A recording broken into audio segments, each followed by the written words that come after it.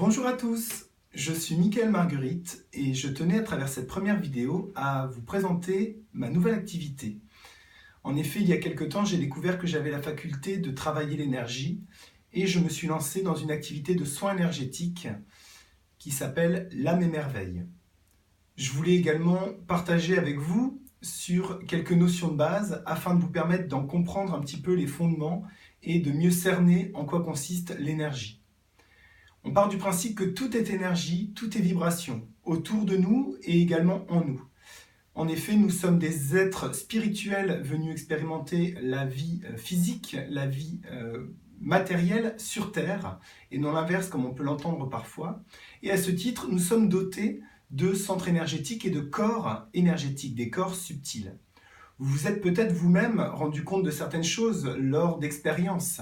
Par exemple, si vous avez rencontré une personne pour la première fois et que vous vous êtes dit « je la sens pas » ou au contraire « je la sens bien cette personne ». Il s'agit ici des sens subtils auxquels vous avez fait appel et non à vos corps et à vos sens physiques. En effet, la vue permet d'avoir une idée sur le physique d'une personne, mais c'est le ressenti, donc les sens subtils, qui vous ont permis d'avoir cette première idée. D'autres expériences, par exemple dans des lieux spécifiques, religieux ou autres, où vous vous êtes dit oh, « c'est lourd ici, c'est chargé, je me sens pas bien » ou « je me sens bien », eh bien, il y avait peut-être des présences dans cet endroit et vous avez encore une fois contacté vos sens subtils.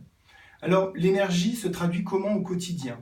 Eh bien, nous avons en fait ce qu'on appelle un taux vibratoire.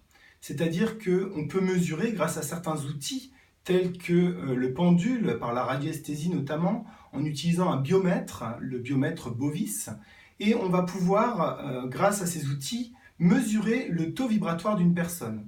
On n'est pas tout le temps obligé de le mesurer, on peut aussi le ressentir. Par exemple, vous allez être dans l'émotion de la joie avec quelqu'un en riant aux éclats, vous allez vous sentir très bien, votre taux vibratoire va augmenter.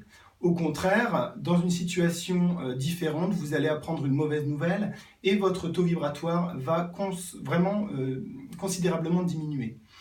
Voilà ce que ça donne au niveau du quotidien quand on contacte l'énergie. Et quand on a une expérience vraiment douloureuse, cela peut créer en nous des blocages énergétiques.